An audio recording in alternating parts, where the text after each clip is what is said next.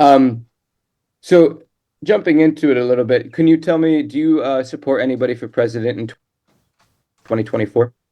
Uh, well, I might have somebody who's a favorite candidate, but no, generally speaking, I could probably name somebody I'd rather have than somebody else. I could give you pros and cons on the different candidates and their positions and everything, but I don't really think that the problems in America are going to be solved politically.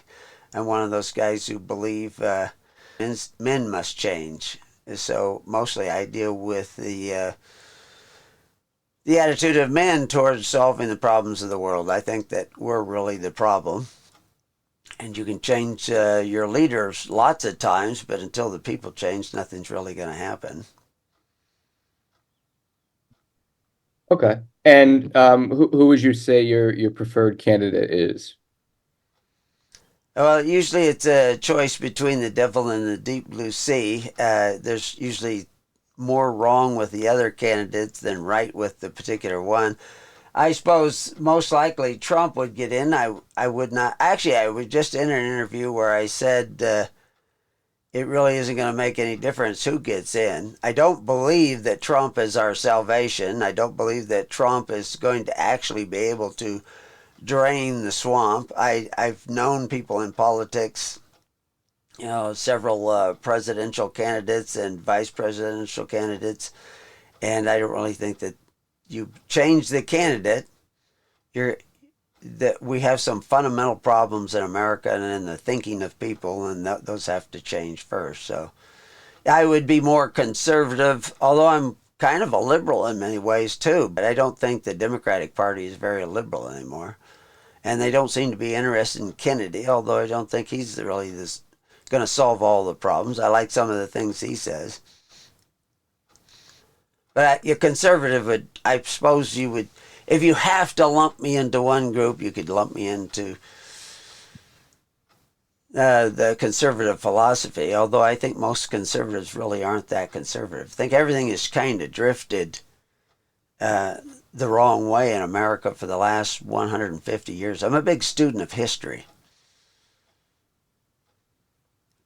so I don't know if And that's satisfactory. Maybe that's going to lead to more questions. when you say drifted the wrong way, do you mean that and in connection with saying that they're not really conservatives, would you are you saying that the Republican Party has drifted too close to the left?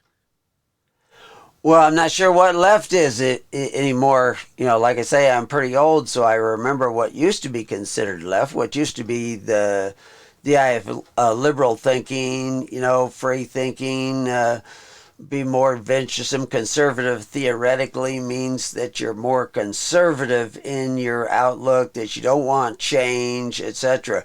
But the fact is that we've changed. Everybody has pretty much moved.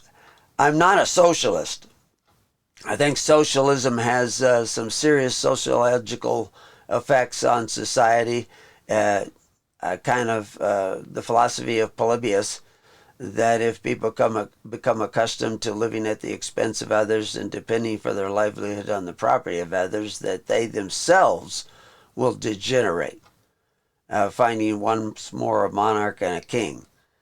And so, also, I don't believe that we should covet our neighbor's goods. I depend a great deal on the idea of independent uh, achievement of what we should be, our pursuit of life, liberty, and the pursuit of happiness. I think that's really what we should be doing on an individual basis rather than a collective basis. Any collectivism needs to be voluntary constantly. You never go to where the majority can take away the rights of the other. Originally, America was a republic. And so, like, there's a good example. Conservatives say that they have Republican values, yet they have moved away from the idea of a republic and are advocating more democracy. And of course, the United States has become, over the last 75 to 100 years, has become more of a democracy than a republic. And it has, what I would have to go along again, using the words of Polybius, degenerated into a democracy. And the early American forefathers all opposed the idea of democracy, where 51% of the people could take away the rights of the other 49. There was almost nobody who advocated anything that would look like a democracy.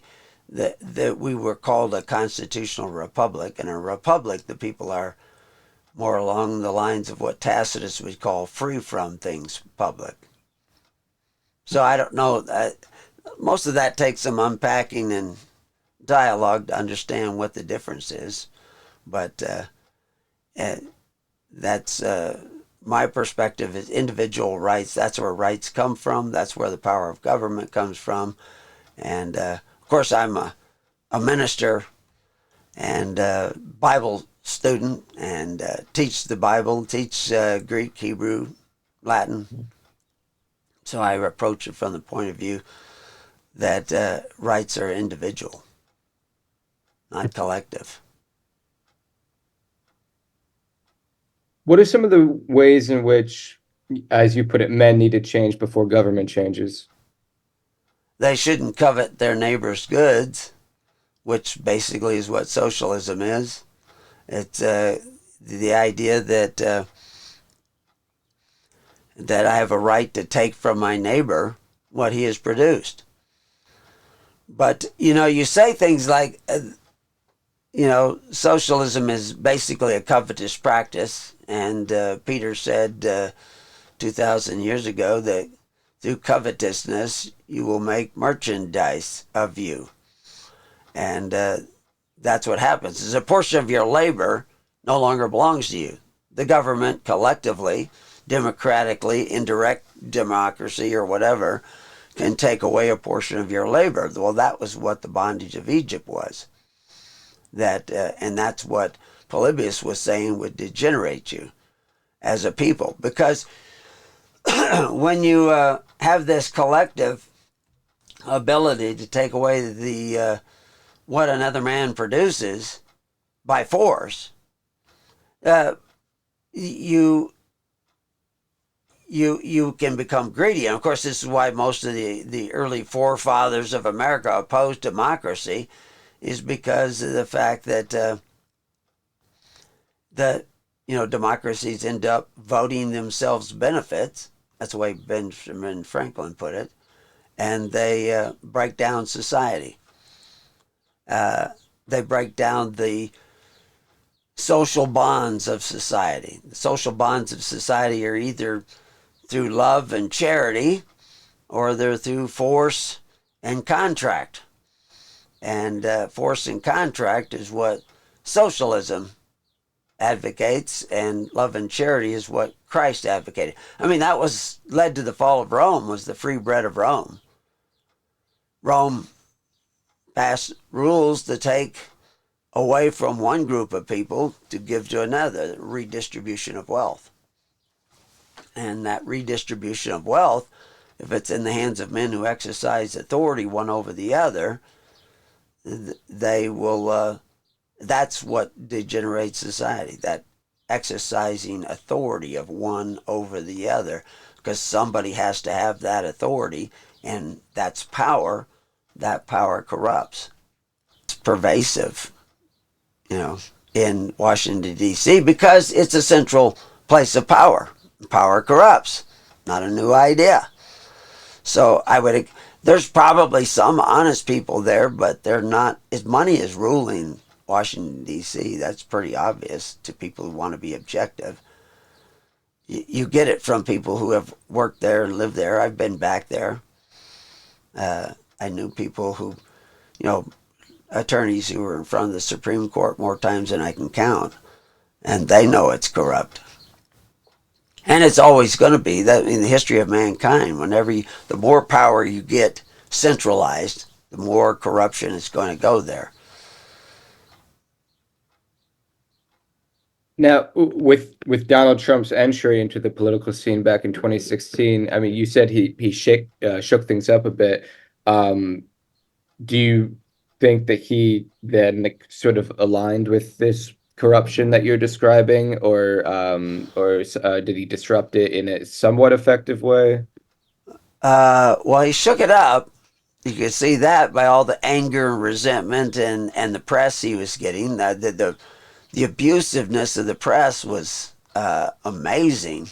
I mean, they were after him. They were after his wife. They were after his son, and they were clearly making up all kinds of things about him. And he could do no right anymore. While just a few years before, he could do no wrong.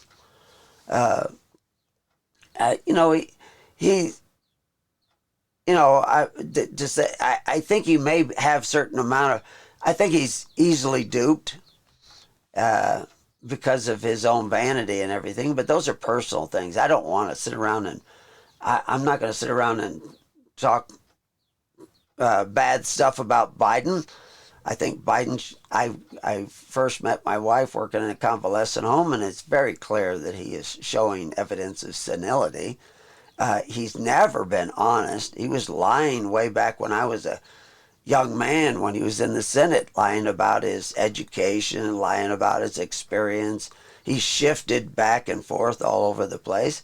But that's, you know, that's people can be corrupted by the environment in which they're in.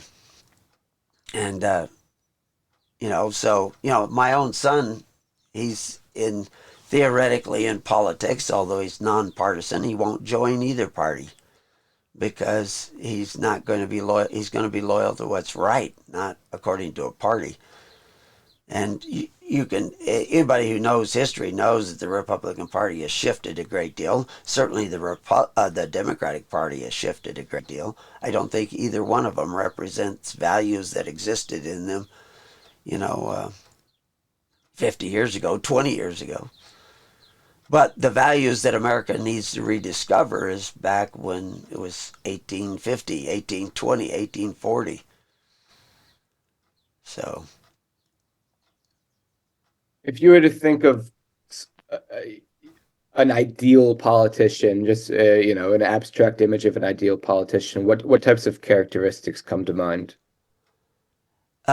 you want me to name certain people, or You could, if you want, but I was saying in a more general sense, really. What types of traits do you ideally look for well, in a honesty.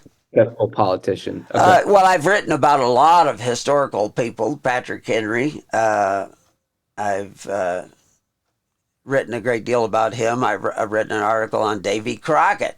Most people don't realize that he really was a politician. And he gave a speech about government being involved in social welfare, where you collect taxes and you redistribute those taxes when there's a need. There was a fire in Washington, D.C., at least a whole block burned up. And went through the block so fast that people actually ran out of their houses with no clothes on. And the government voted to put up money to take care of those people. Well, when he went back home, his constituency, some of them said they would not vote for him again because he had done that. Because government should not be in the business of individual welfare. It's supposed to promote general welfare, but not individual welfare. The government should not be taxing people to provide welfare. And so he saw the argument by Horatio Bunce, who was the individual who was explaining this, and there's articles written about it, and of course we've got our own article up on it. And that's an idea that was well understood in America for the first 100 years. And if you go read Alexis Tocqueville, there's a historian who was traveling through the country in the 1850s. He was saying that's what made America great, was the fact that all the schools were supported by private donations and individual charities, or those who could afford would pay tuition. You could go to college in America at Harvard, at Princeton. It was guaranteed in their charters that if you could keep up your grades, you could go there if you didn't have any money for tuition. And it was paid for by alumni. And like I said, it was in their charters. There was no student loan required. But they would educate you, supposedly help you so that, give you an education where you could get employment. And they would hope that you would donate to them as an alumni afterwards. And many people have that history to their names. But today, the idea of student loans, I think that was disastrous to go that way. And that was just a product of the fact that we thought, FDR's social welfare, Social Security was a good thing. I've read the Social Security Act. I've written articles about what it does and what it doesn't do. And I've taken, some of my books, like I say, all the way to Washington, D.C., to some of these attorneys who have these certiorari for being in front of the Supreme Court, and they agree with me. My own father was an attorney, wrote law books. I show you that systems of Social Security, social welfare through the state degenerate society. Plutarch said it, Juvenal said it, Polybius said it. These are all historians of the past. And studying the past shows you that every place they implemented this, they blame the fall of the Roman Empire on the free bread and circuses. Well, the free bread was provided by the government through the temples of Rome. The Pax Romana was supported by the Roman imperial cult. But Jesus Christ came along with a different idea. It wasn't that different than Moses or Abraham, is that the people had to take care of one another through charity. And Moses had organized the people in the tens, hundreds, and thousands. We've written whole books on the fact that the altars of Abraham and the altars of Moses are metaphors for social networks that take care of the needy of society through free will offerings, through what they would call the Corban of Christ. But the Corban of the Pharisees, which Jesus said caused the word of God to be of none effect, was a system of civil social welfare. You signed up with the temple that Herod built, and the government of Herod would provide for the needy. But Jesus said that Corban caused the young men to do no more aught for their parents. They didn't have to take care of their parents. That was now the government's job. And so they would do that. And they would say, I've given at the temple, which was a government building. So they will take care of you. And it's very insidious. It creeps into society where now, people can be attacked in the streets and stabbed or beat up or even raped in the streets, and people shut their shades and they turn away. It's not my job. In America, I can show you down stories one after another that when somebody was attacked in the streets, there was this phenomena called the hue and cry, where the people would pour out in the streets and find out who's attacking who. There was a sense of justice is our responsibility. And this has taken an evolution through the courts. Mostly the changes in the courts began around 1910, 1911. And we don't know what makes America great. It's that individual. And you'll find more of that amongst the Republican Party. I'm not advocating the Republican Party. I'm advocating caring about your neighbor. The Republican Party has far more statistical charity given amongst people who call themselves Republicans than amongst Democrats. Democrats are supposedly, today, they claim to be caring about the poor. But you can go back to Polybius, that he says it degenerates society to get this mandatory free bread from the government. Because you qualify because you're poor. There has to be a moral element to it. This is what the sin of Sodom was, that in a time of affluence, They didn't strengthen the poor, they weakened it. And you can go to, is it Ralph Waldo Emerson, or maybe you can go back to Walter Williams.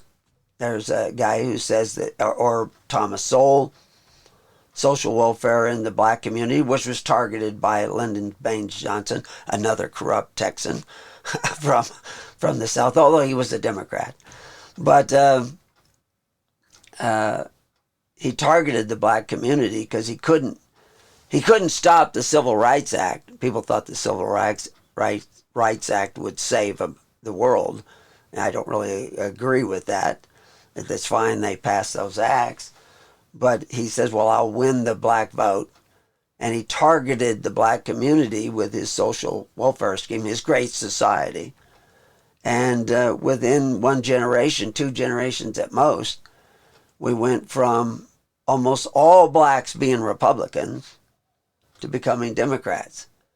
And we also went from the black community having about 3% single-parent families to having 70% single-parent families. And generally speaking, single-parent families don't fare statistically as well as two-parent families. And, of course, there's a lot of reasons for that, and a lot of people have the wrong answer.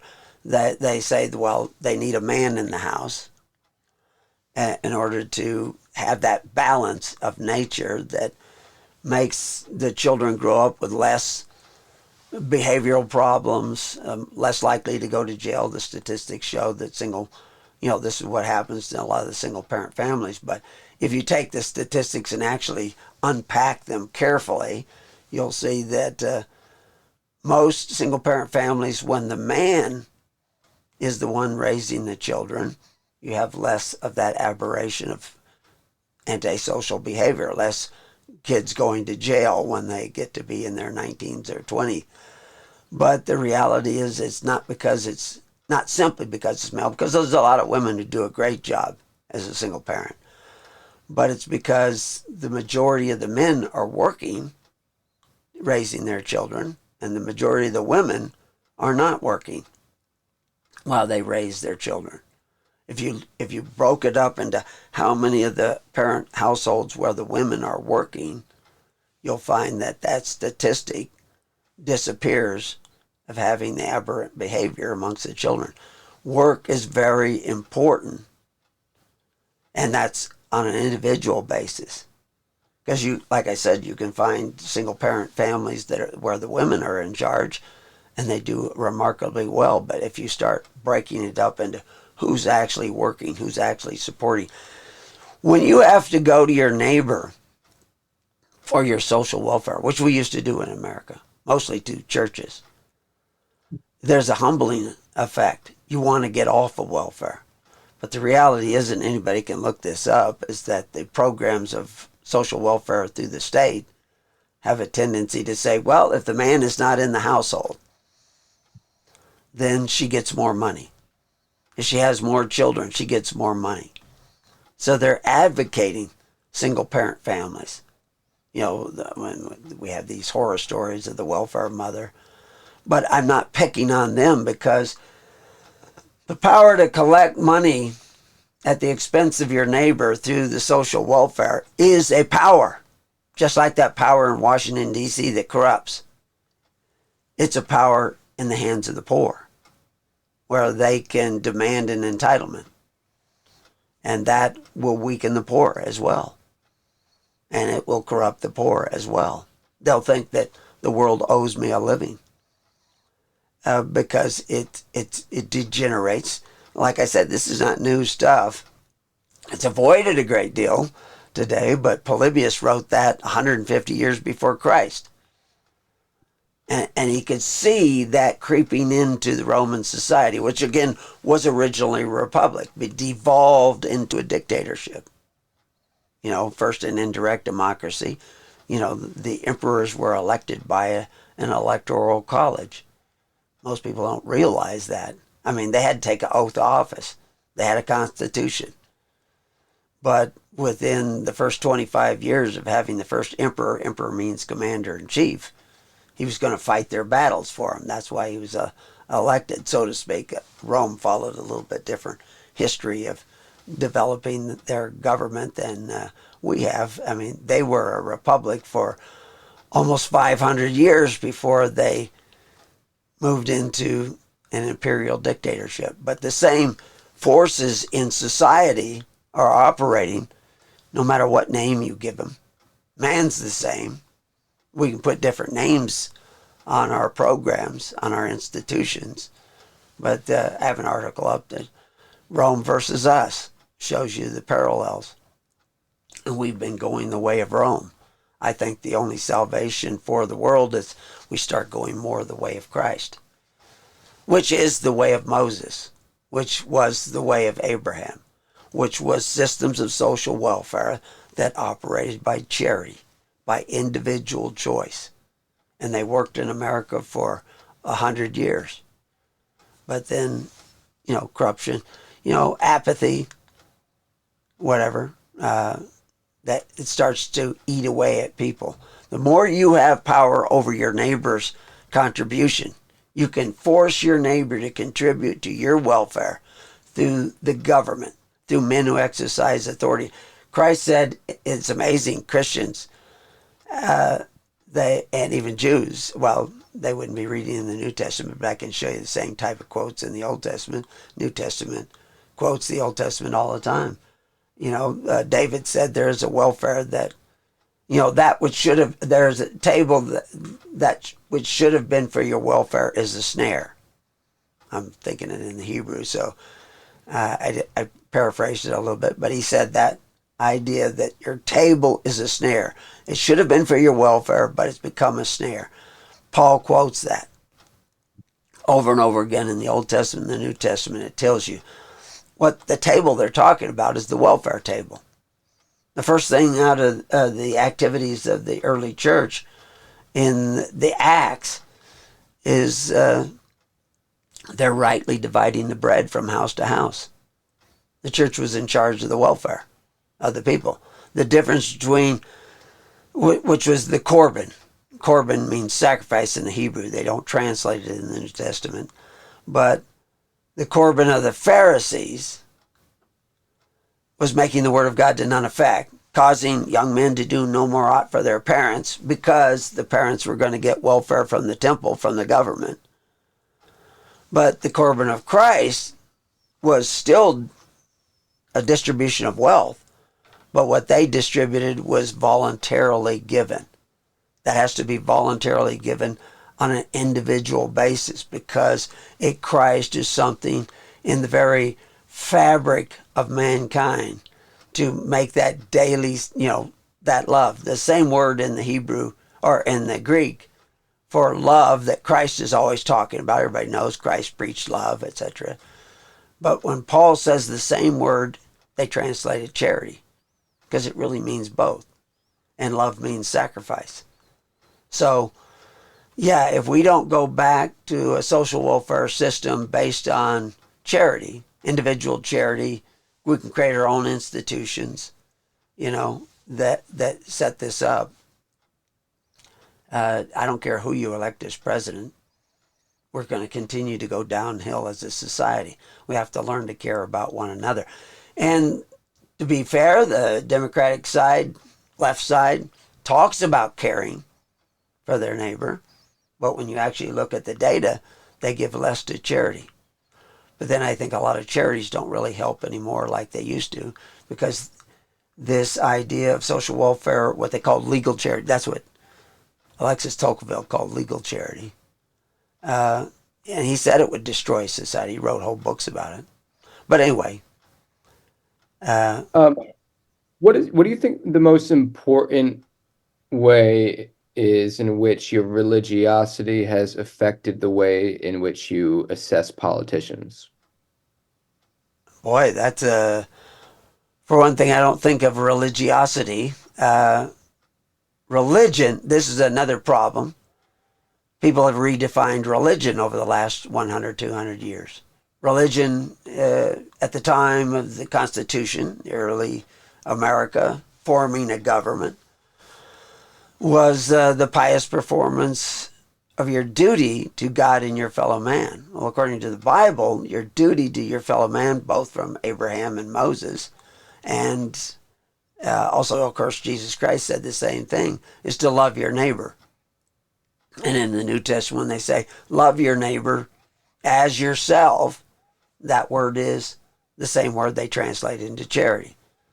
In the Hebrew, it's a little different when Moses said, love your neighbor as yourself. But yeah, so religion was how you took care of the needy. That's why when you went to get your free bread from Rome, you went to the temple.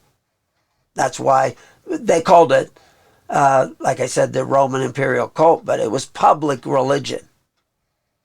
So the difference, in order to talk about religiosity, the difference between my religion and a lot of other people's religion is my religion requires free will offerings. I can't covet my neighbor's goods. I may want my neighbor to help me out, but I can't make him do it. I can't make him pay for what I think society needs. If I thought that we needed to educate everybody in the community, I can't force people who don't want to contribute to the school to pay for that education. That would be coveting my neighbor's goods. And it creeps in. You think, wow, it's for the school. It's for the kids. Except for the fact that it's the means and the method of your religion. Some people's religion, the socialists, that's what they used to say. There was a guy who, I'll quote him, who said, socialism is the religion you get when you have no religion. If you don't take care of the needy, I home taught my kids. The nearest neighbors I had, they home taught their kids. Actually, the two closest neighbors I had when my kids were growing up were both home teaching their kids. Of course, the school is 45 miles away, so that might be, we were rare back in those days. I'm a pretty old guy now, but my kids are in their 50s now, most of them or some of them. And, but that home teaching, my kids are all successful. But the idea of taking that responsibility, you could have a private school too, but it needs to be supported by free will offerings. There would be a less controversy as to what they're teaching in the school if you were writing the check. But if somebody else has to pay whether they like the school's doings or not, then the school has the power and they're corrupted. I have two of my kids, the only time they went to school was to work there. One taught at the college up in near Portland, and the other one still works at a local school down here. But they never went to school. They were home taught. But I think the reason we home taught is because there was no nearby private school. But now I actually advocate home teaching. Now with the technology of computers and all that stuff, you can get a really good education. I had to go and find books back in those days. There was no internet. But it's caused me to have a great collection of school books. I have them all the way back to the 1800s.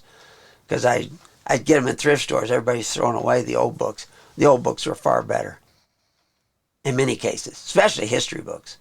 I could see history being removed from the school books. And later on, I uncovered somebody. I became aware of a government deal where they found that many philanthropic organizations were getting together. This was the Reese Commission. It's a matter of congressional record now. And they tried, one of their intentions was to change the way in which Americans viewed history.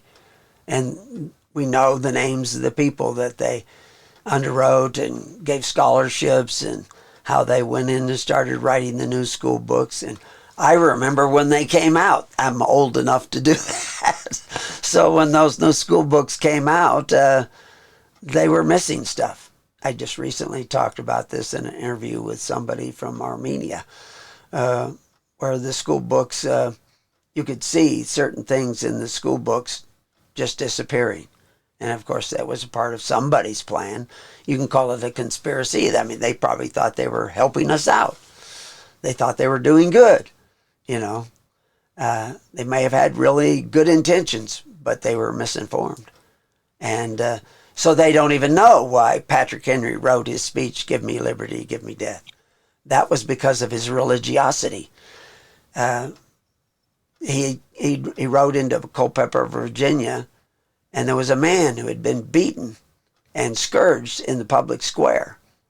And he felt great sympathy for the man. The man eventually died from his wounds. He got infected because you could actually see the ribs on his rib cage. Well, what was his crime here in pre-American Revolution? Well, he refused to get a license to preach. He was a fundamentalist minister, and they were imposing licenses to preach your religiosity. And he wouldn't get that license because he said the church should be free. And they disagreed with him and beat him until he literally died from his wounds. And that's what motivated Patrick Henry to write the speech, "Give me liberty, give me death." At that time, you could be taxed. This is one of the things Patrick Henry brought to court. You could be taxed to pay your minister. The people were taxed by the government to pay their Anglican ministers. Other ministers wouldn't take that money. They said, no, you shouldn't tax the people. If they're going to support us, they have to do it by free will offerings. So that controversy was around. But most people who study American history don't know that that was a major portion of what they were complaining about, is that religion had to be free. And they didn't have that idea necessarily when they came to America. I've written about that. The early pilgrims, they started, the common storehouse. And both simultaneously in Plymouth and in Jamestown, the leaders that came into being in those, they weren't necessarily elected. John Smith, in one case, they said, no, what you produce is yours. And if people need help, you get to share. That's going to be your choice. That was a rule that went down in both Plymouth and Jamestown. Starvation ended. It never returned to those communities. Before that, Jamestown were digging up bodies in order to have enough meat to eat. That's how bad it got in Jamestown. But and the people argued against, some of the people in Jamestown especially, argued against that. Oh, we have to have a common storehouse because we have to take care of the poor. He says, well, you can still take care of the poor. I'm not taking away that right. He says, and he looked at his Bible and he read where it said in Thessalonians, if you don't work, you don't eat. You have to have that motivation. You're going to produce individually what you need. If you fall short, you can still go to your neighbor and maybe he'll share with you, but it has to be voluntary. If it's not, you've given power to one group to take away from the other group, and that power will corrupt them, which is why most forefathers of America opposed democracy. I mean, even in the military handbook for the United States, back World War I, it said democracy was an evil form of government. And they were opposed to democracy in the military handbook. After World War II, they changed it. Or actually, during World War II, they changed it. We're fighting for democracy. So they did not think democracy was good, generally speaking, in America. The majority of the people didn't think democracy was a good thing. They thought republics were a good thing. They thought individual charity was absolutely essential for the moral character of society. They built roads. They built prisons. They built all the hospitals by charity. This is according to Alexis Tocqueville, a historian who went all over America. But today, now our hospitals are failing, and I can go through those individually, but I don't want to take too much of your time. But my son is now the liaison in this county for the hospital, which is in serious financial difficulty because the federal government is tightening its belt Of course, it's overextended its ability to even finance government because they've had the power to spend way too much.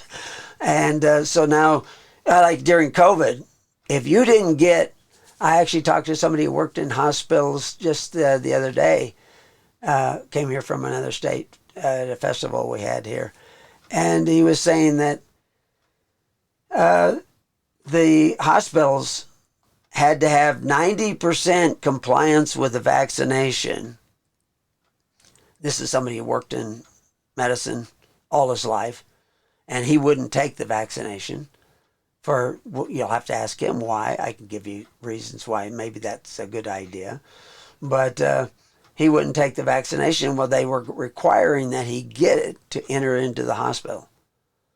And he found out that if they didn't have 90% compliance with the mandates, they would get less money from the federal government. So their Medicare, Medicaid, whatever the payments from the federal government, the matching funds, would decrease if you didn't get everybody vaccinated. Well, that's bribery. You could say, well, that's not forced vaccination, but people lost their job. I know lots and lots of people that were fired. Have people running the cash register that are registered nurses now in our county because they wouldn't get the vaccination, and they got fired after 20 years of service, 15 years of service, because they wouldn't get the vaccination. And why was they doing this? Well, they're going to get less money from the federal government. Unfortunately, Americans are all too easily bribed today because their values are what's in it for me. So that's religiosity. Religion was how you took care of the needy. You either do it by force, fear, and fealty, or you do it by faith, hope, and charity. And until America realizes that and begins to repent, think differently, that's what repentance is, and start doing that, I don't care who you elect. We're still going to be going downhill. All roads lead to Rome. All roads lead to the kingdom of God. It's just about direction. You're either headed towards what's right or you're headed towards what's wrong. And you can elect anybody you want, and that's not going to change the direction.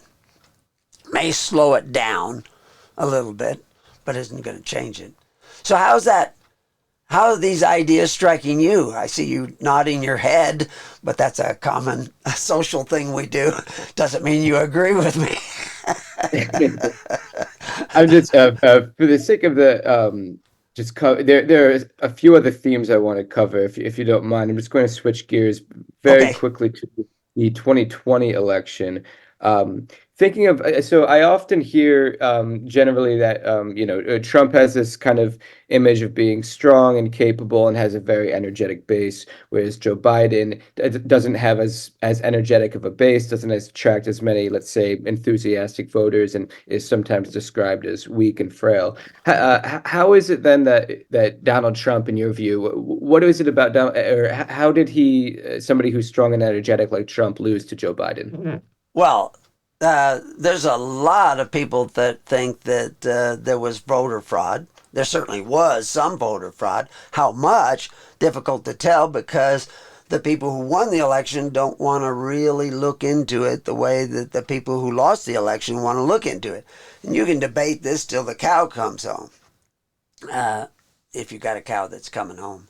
But the reality is that I think that he has a lot of support, but I'm not advocating him as the solution. I'm fine if he gets elected. I think that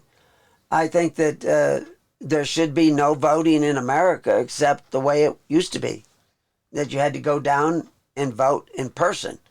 If you want an absentee ballot because you're out of the country or something like that, or maybe if you're an invalid or something, I think that we need to know if if that's really you voting. I mean, we know there was ballot harvesting. I mean, we have people there's some people actually been convicted. But we also know that there's a great deal of effort not to look for these people. And the people that are looking for them, they're probably Republicans. They've got more. Of course, back when the Democrats uh, were not elected back with some of the other candidates that we've seen in previous years, they thought there was fraud. They thought, they contested the vote. And but now when the Republicans do it, oh, well, they're just sore losers. Well, it's a double standard. And a lot of people in politics said they didn't have double standards, they wouldn't have any standards at all. So that's which is part of the reasons why my own son won't join one party or the other. He votes as an independent every year, and he gets elected every year. As a matter of fact, he's probably not going to run next time he runs, but I don't know. I'll leave that decision up to him. But yeah, because I have sons and family, and now a network that reaches all over the country and the world, I get to see a lot of stuff that most other people don't see. The news has become terribly biased. So I'm not sure exactly, uh, you're asking why he didn't win the election? As Yeah, basically the fundamental of the question? given their respective descriptions of it, or what is commonly thought about them, Trump being strong and having an energetic base, whereas Biden being weak and not having much energy or much attraction at all. I was just asking you Well, to you could see the crowds during their campaigns. right. Biden was having difficulty getting a large crowd. Many of the other there were lots of other candidates that couldn't get crowds either. But I do believe that there are some Democratic advocates. When my own son ran for office locally here, there was like when they had a debate there, or I don't know if it was really a debate, but they got up there and answered questions from the public. And we're one of the least populated counties in Oregon, probably one of the most conservative counties in Oregon. But there was like 9 Democratic candidates for these offices and only a couple of Republican candidates. There is a strong base in the Democratic Party that wants power, wants offices. There's so many Democrats running for office. Some of them have switched over to the Republican side and pretend to run as Republicans, although they're really, all their policies are still pretty much Democratic. And but there's a strong desire to win that way. And I don't really know if I suspect there was enough voter fraud that he didn't win. But again, you're talking to somebody who thinks that even if he wins, he isn't going to be able to drain the swamp. He certainly was unprepared when he got elected the first time. They're claiming that they now know, and who they can trust and who they can't trust, but I don't trust their judgment. I wish them the best. And like I said, as far as Biden is concerned, I think he should be in a home. I think he needs to be taken care of. I think he clearly shows signs of dementia. I've been around this long enough to know the difference. But, I mean, you have another candidate who's on the Democratic side, which is Kennedy. And I guess there are a few others, but I don't. The party doesn't want them because it is kind of a uniparty. They all want big government. They all want more government, more money to redistribute, and I can't blame them. They've been corrupted by the power that people have given them. It's the same. Saul, go back to history. Saul was a great king to some degree. Before he was king, he was defending the weak, defending the nation, voluntarily, putting together and defending people that are attacking the nation. Well, it was an all-volunteer army in Israel at that time. But the people said they wanted to have a king. 1 Samuel 8 records this. And they went to Samuel and said, give us a king. And Samuel, I won't go through the whole thing, but he says, if you get a king, if you want a king, a ruler, an executive authority, a chief, actually they were kind of looking for the emperor thing, the guy who was the commander-in-chief of the military. He's going to take and take and take and take. They have a big speech there, 1 Samuel 8. and around verse 10 or so. And he's going to take your sons and daughters, going to make your sons run before his chariots. In other words, he's going to create his military industrial complex, and you're going to be going into war after war after war. And when you cry out, God says, I'm not going to hear you. Well, that's what's happened in America, because we followed that same pattern of giving somebody, president, prime minister, doesn't matter, power to make choices that we should be making on an individual basis. And to do things for us that we should be doing for ourselves. And one thing we should be doing for ourselves is taking care of the needy of society. I've worked on the streets. I've worked with people off the streets. I've taken them into my home, and they've gotten better. I've taken people that were kicked out of the hospital because they ran out of money, and we've taken care of them, and they got better. They were one guy on the road going to die in 3 days. That's what they told us. That would be probably the most we could hope for. Well, he lived for months and months and months with a very good quality of life every day under our care. But he was going downhill under the care that was provided by virtually, I'm not against the people that were trying to take care of him, but they're mercenaries. They're doing it for the money. We took no money. We don't take any money for helping out people. As a matter of fact, almost everything that we receive in donations goes out to help other people. Most charities can't say that. Most charities, it's like 75% goes to get more charity, more contributions, and 25, I've seen some charities as little as 3% actually goes to help people, because charity is a good moneymaker. But it's because we're not being responsible as individuals. We don't follow up. We don't do our own research. We don't find out who are we giving to. I mean, Red Cross used to be great, and there's still a lot of good people working in the Red Cross. But the head of the Red Cross makes over $500,000 a year, and he doesn't give anybody a drink of water. He changes no bedpans. He changes no colostomy bags. We have to take back our responsibilities if we want our rights. That's where Republicans mostly, I'm the people that you hear. I'm not talking about the politician. I'm talking about the people on the ground. Most of them feel this infringement on their rights. You know, in the bondage of Egypt, the income tax was 20%. It couldn't go any higher than that. When I was a young man, still in Egypt, income tax was 20%. I talked to a fellow I interviewed me from Canada just a week or so ago. We put that up on our YouTube. And he says that the income tax there is 63%. And that's the amazing thing, is that there's a reason why we shouldn't be in such bondage. The forced contribution, the forced redistribution of wealth, because we're giving somebody power. And like Saul, it corrupted him. And Saul ended up forcing the contributions of the people. And when he did that, Samuel came to him and says, your kingdom won't stand. You've done this foolish thing. You forced the good cause.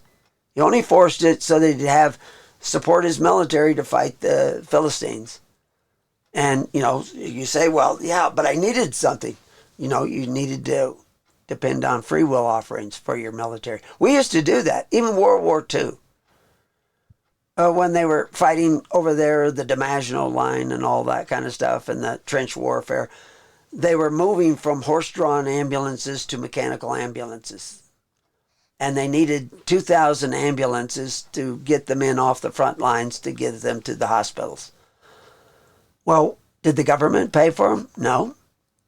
There were enough donations from the people of Great Britain and the United States, mostly from Great Britain, to buy 2,000 ambulances, mechanical ambulances, trucks, basically, and pay the drivers through World War I to get the men off the front lines. Because the people still thought that, you know, we need to help. We need to physically take the money out of our pockets and choose to give it. That changes a man deep down. You know, if you're going to be a sociologist, and you want to pay attention to history, I saw that was one of your articles about history. You have to know yourself. You have to know how men think, how they work. If you don't take your responsibilities back, you will lose your rights. And that's what we see. Unfortunately, the Republicans and the Democrats haven't figured that out yet. They're still looking to government to solve all their problems. And as long as men look to government to solve all their problems, they will always suffer tyranny. I'm just quoting a politician now. Of course, he's been dead for 100 years, so maybe you don't remember him. But anyway, so anyway. So I don't know if that answers your question. Yeah, thank you. And just as a second part to the question I asked, do you think that Trump losing in 2020 has lost him this kind of image of being a strong and capable person, or has it not affected it Well, it because doesn't of? seem to have affected his constituencies. As a matter of fact, they seem to be growing. The press is still attacking him at every opportunity. But because, I mean, everybody knows that, you go to almost any press room in the United States and 90% of them are Democrats. There's going to be bias when you have that kind of disparaging shift in, it shouldn't be. Used to be in 50 years ago when I wasn't very old. I was that Democrats and Republicans could talk, and without all this animosity. I mean, there was always lying politicians around. They've been around for a long time. I mean, this conflict, you can go back to the Bull Moose Party, and that's what Teddy Roosevelt was. He was a guy outside of politics, supposedly, very favored by the people, but the parties didn't want him. And yet he was probably the most popular candidate. So he started the Bull Moose Party and divided the vote. And maybe we're doing that again. And the least popular candidate got in, which was Woodrow Wilson, and who was heavily influenced by the big money powers that were already having these meetings to change the way in which Americans viewed history. Because that was, those meetings, I know they were, the earliest one I know was 1908. It was with, the Ford Foundation, Guggenheim Foundation, Rockefellers, Carnegie Foundations. They were meeting once a year. And they were trying to figure out what they could do to make business better. And changing the minds of America, or Americans, was high on their agenda, and they did everything they could to change them. I don't know that they were necessarily committing crimes, but it's recorded that they were definitely trying to do it, and they knew they had to do it by changing the history books. And there's a whole history of that. And like I say, it's a matter of the congressional record. And I discovered it. I didn't know there was an actual big C word conspiracy to do it. I just saw it in the books. They don't even mention this anymore. They don't mention this anymore. What happened to that? And I also knew the motivations. When my oldest son, was studying history, I asked him, after he was studying George Washington, who's George Washington? Well, he had wooden teeth. He was the first president. He chopped down a cherry tree, didn't tell a lie. These are all the kind of answers you get. And I thought, well, that doesn't tell you who the guy was, what kind of a person he was. And so I went and started studying more history myself. I thought I was pretty well educated at the time. But I started reading his letters. And that's what I've done now. I don't learn history from history books. I learn it from the people who lived history. And I've gone back and I've found out I didn't know who George Washington was. Even though, I was going to St. Joseph's College in 1962. So I've been around for a little while. So, people don't know their history. And, when I started writing, probably 40 years ago, writing about the Bible, writing about history, writing about law, putting all these things together in our books. They're all free online. So I'm not selling books. But the reality is I realized I didn't know what history was. So you have disappeared. Well, there was an interruption in the feed, and so I thought this would be a good place to splice in a little explanation as to who is actually conducting the interview, which is Anthony Albanese. And he's a sociology researcher and student of sociology at Pennsylvania State University. He went to a New York university for a while. I looked up a little bit about him. He was interviewing all the authors at News with Views, and I was on the list because I have a number of articles that have been up there. And so he's coming from an extremely liberal university. That university, uh, just to give you an idea, the donations from the faculty were about 99.7% to the Democratic Party. So that means you're swimming in a sea of Democratic thinking, woke, leftist, liberal. I don't think they're liberal anymore. You almost have to call the Democrats leftist, because liberals would not be canceling people and not letting certain people speak. Liberals used to be the ones who were letting people have different ideas, and it was the conservative who was a little bit more restrictive as to what they were going to allow to be said. Generally speaking, I mean, you can't group half the nation into one group or another unless the group itself, your definition is extremely loose. So, but trying to get an education in a university that is 99.7% Democrat, you can't say certain things, at least today. Used to be a time when we could do that. And so, even to study sociology and what drives society, you're going to need to know yourself. And this is one of the things I've added to our page, Know Thyself at Preparing You. And there's three maxims that were on the temple at Delphi, which is expressing, it used to be there, they're not even sure exactly where they were located now, but historical references refer to them.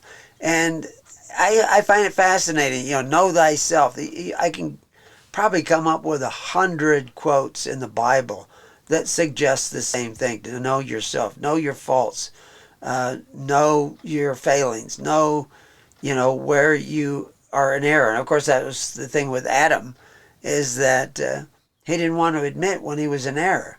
And we just talked in an interview about King David was a king after God's own heart because he's willing to admit he was wrong and alter the course. And for Christians, all the Christians all the Jews who became Christians had to admit what they were doing before wasn't right.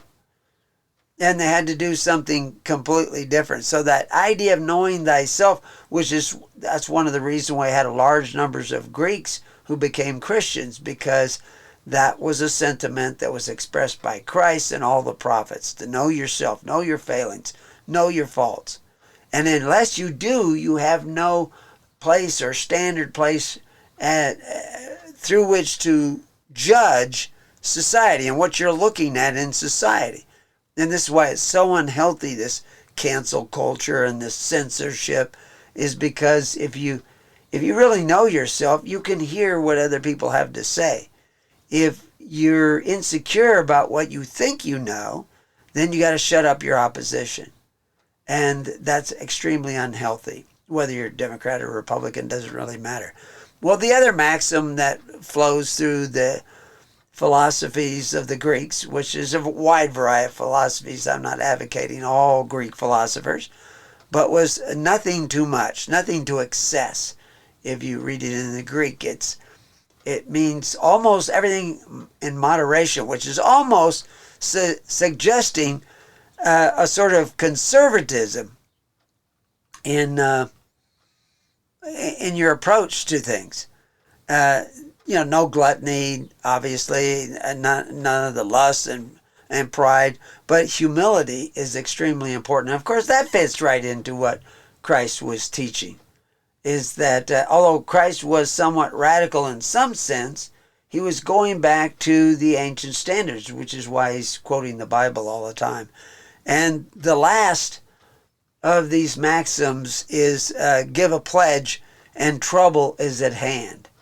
And so there's a huge debate amongst Greek philosophers, Romans, and even philosophers and probably sociologists today. And Plutarch was one of them that was arguing as to what that actually meant. And some people thought that it actually meant you don't enter into any kind of covenant, even become married. because that was a contract, that was a pledge, that was a vow, that was an oath. But, contract to marry in Rome at that particular time was falling under a statutory marriage at the time of Christ. And it was regulated by the state, eventually by the Justinian codes.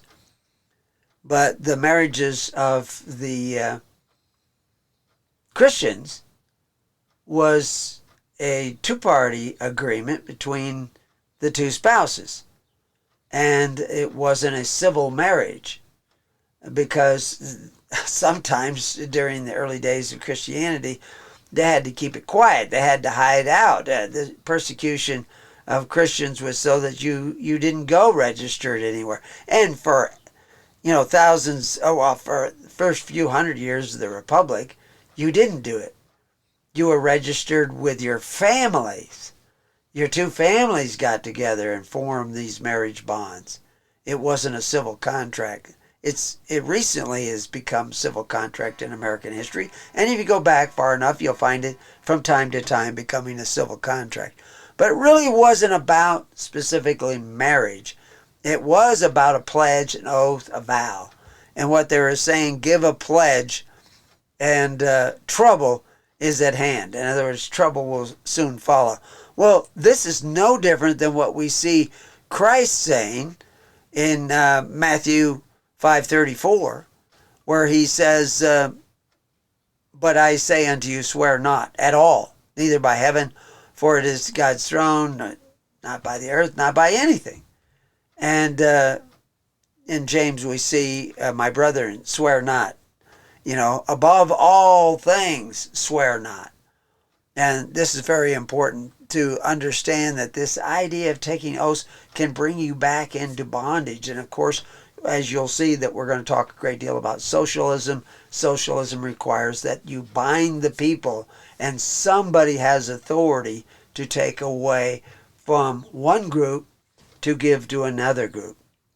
And they have a redistribution of wealth through men who exercise authority, and we'll mention Polybius, etc. But we'll let that go on. He eventually got it fixed, and we got the video back, and that's where we'll start up. And the last thing I want to say is, this was not a conversation. He would not express his views. He was just asking a set of questions, and he records them. Then he puts them into, has them transcribed, and then he uses our statements anonymously to write another term paper. And in that writing of another term paper, just to give you an idea of some of the things that he has written, here's some of the titles: Forgetting the Founders, The Use of Classic Theory Today. I only was able to read the abstract of that and the abstract of some of these others, but I actually did get to look at the non-citizen penalty in the U.S. federal courts, differences in punishment by region of citizenship. This is written by the Sociology department, by the names that he mentions up here, to prove that there's xenophobia in our courts. They're always looking for a victim. But what they're actually doing is looking for a victim so they can victimize the system, so they can defame the system, and they don't even see their own bias. In reading that, you can see some of the other titles here. He talked about religiosity, and you'll hear what I had to say about that, and future of historical conscience in sociology. So historical conscience, what does that mean? The slavery's okay, slavery's not okay, whatever. You cannot understand a historical conscience unless you understand yourself, which is why I took this little divergence. But he says in the abstract, which I went and read the article, but previous literature has found that non-citizens are punished in U.S. federal courts more severely than U.S. citizens for offenses that are legally equivalent, though less is known about the variation in the non-citizen's effect depending on the defendant's nation of citizenship. Is defendant's nation of citizens. Like, is he Mexican? Is he Chinese? And actually, Mexicans and Chinese fare rather well as sometimes other cultures. But other cultures are often coming from a long ways off. China's pretty long ways off. But there's no mention. I mean, it's a long, long article, all kinds of data points and everything, but it really doesn't say anything because it doesn't address. It's not that big a disparity between the sentencing, but it doesn't address lots of parameters that are probably extremely important. And I've been in courts for, first time I was in court was over half a century ago, because my father, he would take me to court with him sometimes, and I would sit with him and watch the court proceedings. And I can tell you that the demeanor of the people involved has a great deal of effect on the sentencing. Is there remorse? Never even mentions. No data points referring to, was there remorse? Was there an admission of guilt? Was there recidivism? Were they doing this over and over again? Were they gang members? Never mention any of those parameters. Those are all very important when it comes to sentencing. So basically, if you leave off huge set of data points, you can skew the outcome of your deal. But amongst the 99.7% peer review in his university, they're not going to come up with any accurate data as to what is going on in these accusations that there's a problem with the court system. And I believe there is a problem with the court system. And of course, I've gone and been in there. I've looked at it. I've seen how the courts have changed. The nature of the courts have changed. But that's another whole topic. But we'll go back. And I wanted you to understand that it is a one-sided conversation. And he does not ever give his opinion. I don't know if I'll ever see the paper that he's going to produce. But I thought some of the things were of value. And I'm trying to put output there so you can share it with other people, because I think we are giving you a better insight. This is virtually important information in order to have a practical and fulfilling Bible study to understand these relationships. But anyway, back to the interview. But anyway, you're back. What jumping back into things, what do you think will happen if Joe Biden were to get elected in 2024? Well, I can tell you that if that the country's bankrupt. It's actually been bankrupt since 1933, but we've created all kinds of ways to get by anyway. But I mean, you could buy a house for half of what you pay for a car today, and it isn't because these things are more expensive. It's because the dollar is collapsing. Everybody should know that the dollar is going to collapse, and I can go into a long dissertation on why that is, but the reality is we're overspending, and there's going to be a consequence. And I don't care who you get as a president, if you continue to overspend and increase that spending. And there evidently is elements, and this is what I saw when, when I was way back, when I was going to go to Annapolis. Hubert Humphrey was the guy who was going to sign you had to have somebody in politics that would sign your application. And he grew up with my dad. And so we knew a lot of the stuff going on there. Everybody's known we've been overspending. And there's a consequence for that, which is inflation, which is the greatest tax. And he's not doing anything at all to change that. And so we're going to go downhill. We're going to keep going downhill. It probably will be quicker with him, but the fact is the people that are making these choices, they're not running things. The people that are supposedly making it, the people in politics, The people who are making the choices are behind the scenes. They're the men behind the curtains. The men who are going to make billions, trillions of dollars off of whatever the government says they're going to do next. I don't believe that Trump can stop this. So I think he could slow it down. He could cause them to shift their plans. I think he already has. But that's not, if you're going to get hung, you want that, you want it to be quick. You don't want it to be slow.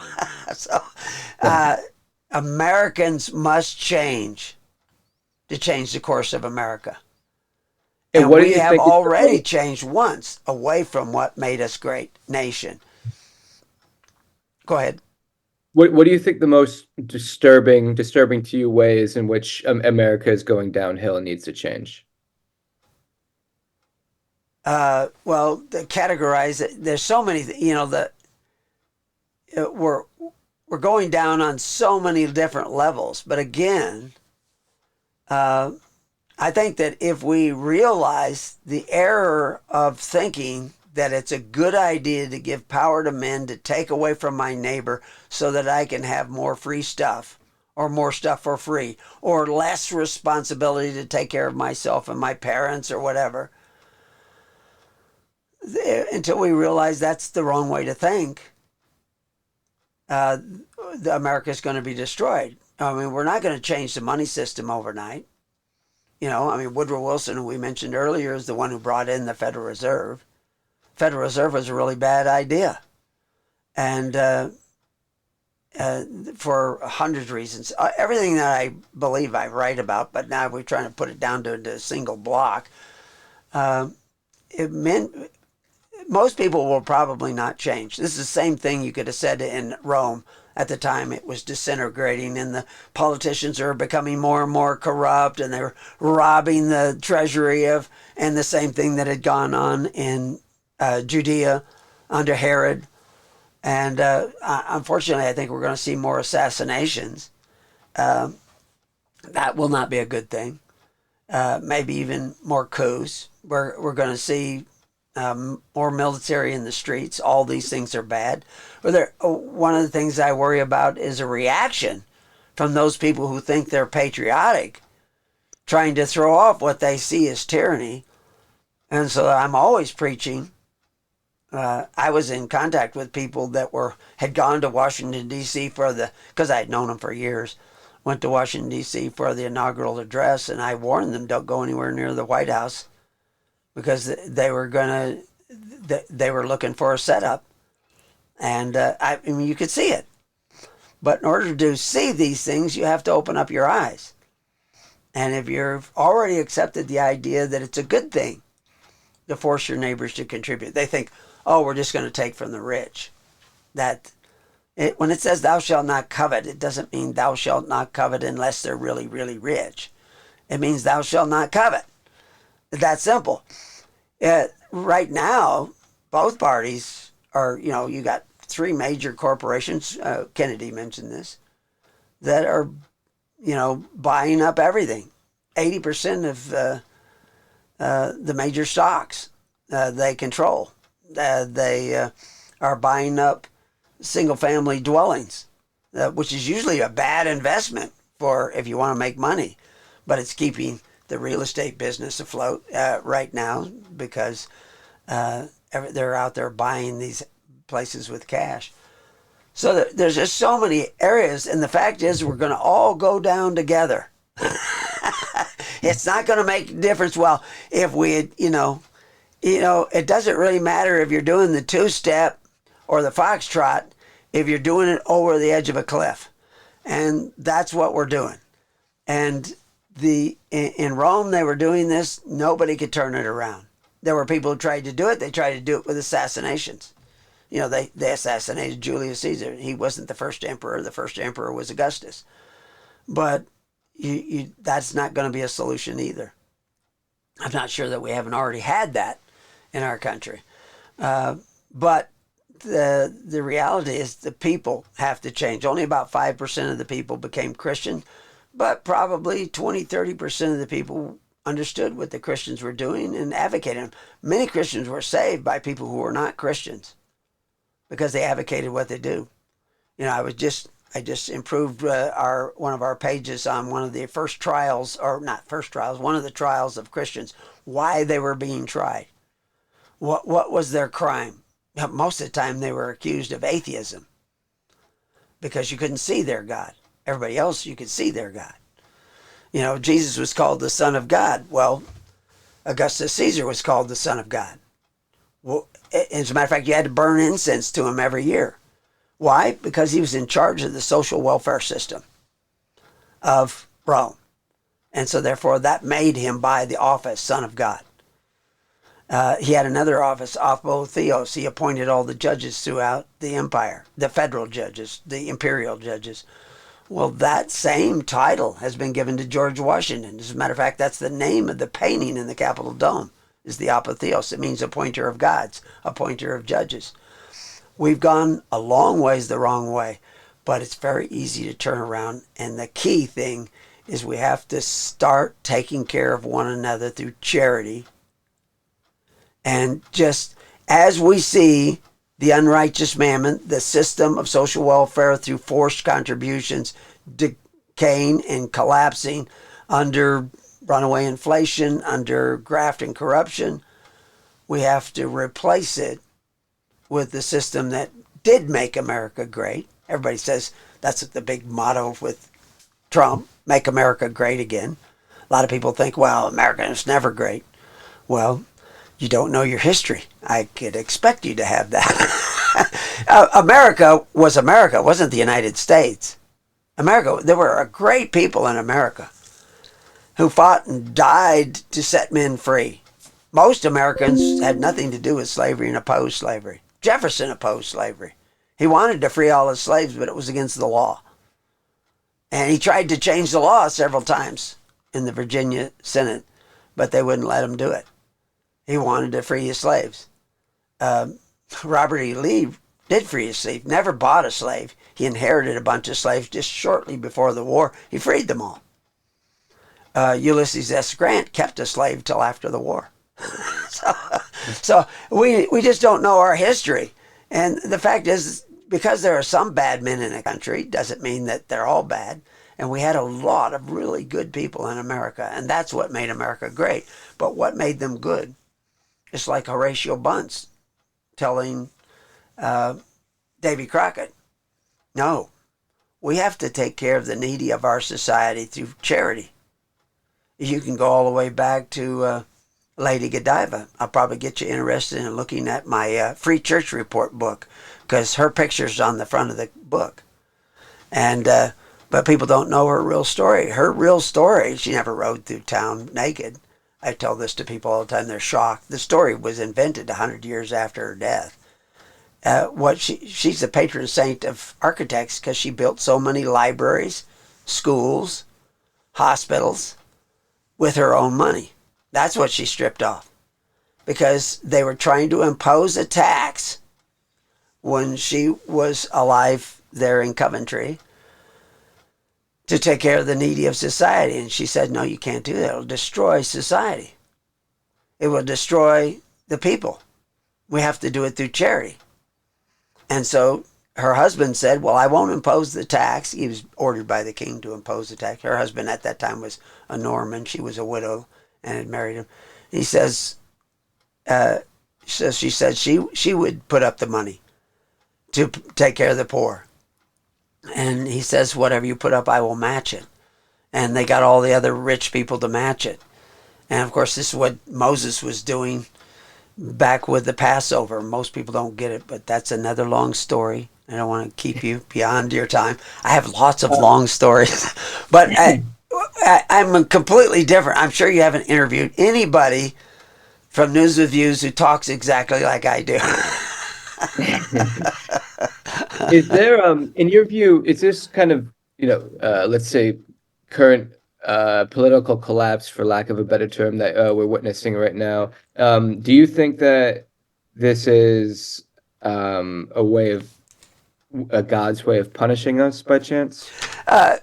God doesn't sit around thinking, oh, let's go punish those guys. That's not the way God works. We explain this. We have an article, Wrath of God. Wrath of God is the consequences of going against what you would call the natural law.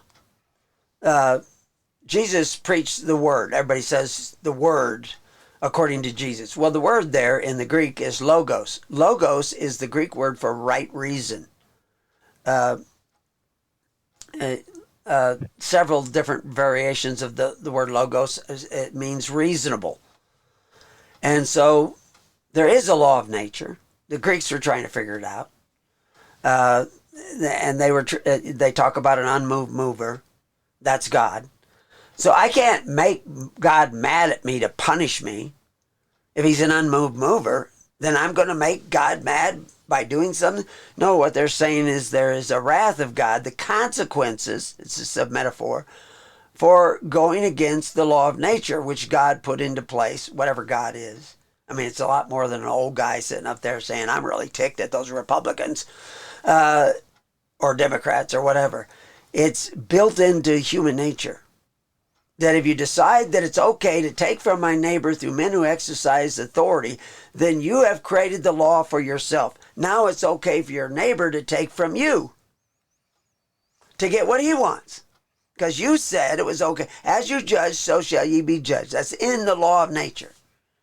So if you decide to go down this road of legal charity, there's going to be repercussions. You're going to degenerate as a people. You're going to become, according to Polybius, perfect savages. You'll be running through the streets, burning down the very businesses your community depends upon. You'll be smashing in windows and stealing everything you can. And as you leave, you'll set fire to the store. But you have to do that because you've already accepted something, the idea that I have a right to force from my neighbor what I want for free. I have a right to covet my neighbor's goods. If you decide that, your society is going to go in a certain way. You can do all the sociology studies you want. You can put in all the safeguards you want. You're still going to go that way. And the right reason of Christ, he talks about forgiving so that you can be forgiven. If you go out and work with people with PTSD and you don't understand that, you probably won't be much help. The law of nature and nature's God, right reason, divine will, these are all synonymous terms. They're just different ways of approaching it. Like you talk about religiosity. Are we talking about the bishop who's got all dressed up in red and black clothing and long robes and wears a special collar? Is that his religiosity, or is his religion that he actually loves his neighbor as himself? And that he's actually willing to sacrifice to take care of his neighbor as himself. And not just talk about it. You can love everybody sitting in a pew. I can love Joe Biden sitting in a pew. I can love Idi Amin sitting in a pew. I'm dating myself again. I'm talking about old bad guys. But the reality is, how do you love your enemy in real life? People who think they're your enemy. I don't really have any enemies. I have a lot of people that might not like me, but they're not my enemies. But the reality is that's what we have to realize. That's what we have to change. And that's why I say I'm not looking for a political solution.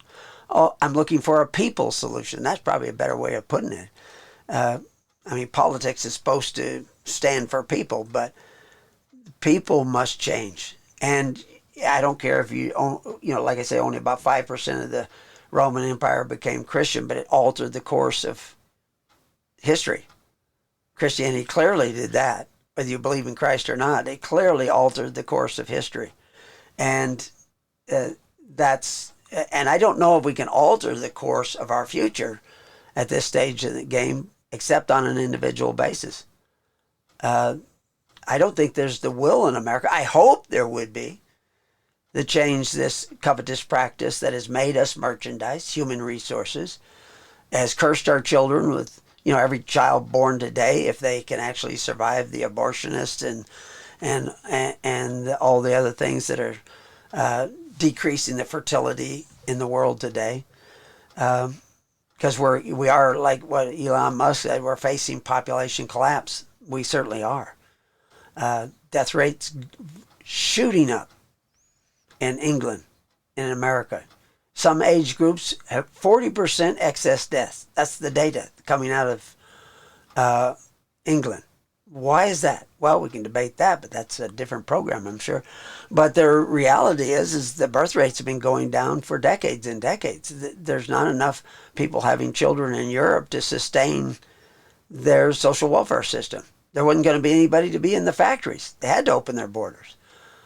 But there's a reason for all this.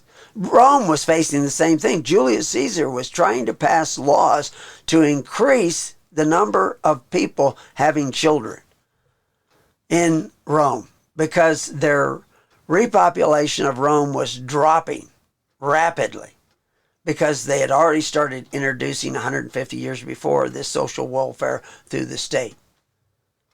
And of course, that's what made Julius Caesar so popular, is that he killed 1 million Gauls, almost 1 million Gauls, maybe 900,000 Gauls, and sold their wives and children into slavery.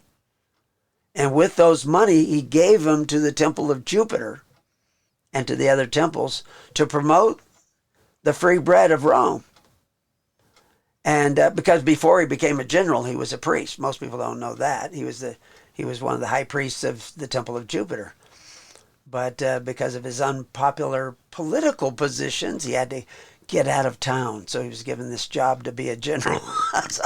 so anyway, and he was called the Son of God eventually because of the fact he gave so much money to the government buildings that provided the social welfare for Romans. And that made him popular. So, yeah, that's what we have to do, is we have to change our thinking. And that's what repentance means. It doesn't mean you're sorry, although you probably will be one way or the other, whether you like it or not. But it means you think differently. And Americans have changed the way they think from the 1800s and 1700s, and they need to change it back. Okay. And then lastly, I just have some socio-demographic questions for you. Apologies in advance because I already know the answer to some of these questions, but I ask every participant all of them anyway. So first, how old are you? 75, 76 Are this you year. are you employed? Uh, I haven't been employed by an employer for almost half a century, but Okay. So, I've been working really hard. I'm actually a sheep herder by oh, okay. profession. I mean, I could have been a lot of things, but I do raise sheep, but I haven't had to have somebody else watching them right now. And I write, I preach, I teach, I will change colostomy bags, whatever is necessary. But I don't have any wages or salaries. Okay. Uh, So would retired be a fair categorization? well, no, it wouldn't. Okay. I accept it in the sense that I usually use this, that I was tired yesterday and I'm retired today. So, no, I work a full day. I work, Okay. to me, a full day is 10, 12, 16 hours. So I was up at 2 o'clock and you called me at 5 o'clock. So, What is your marital status? married for over 50 years.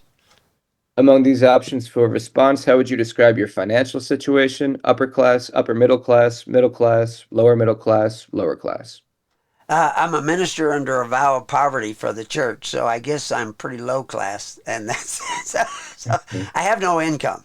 I get by on less than poverty wages if I had wages, but I I eat a lot of meat because I'm a sheep herder. What is your level of education?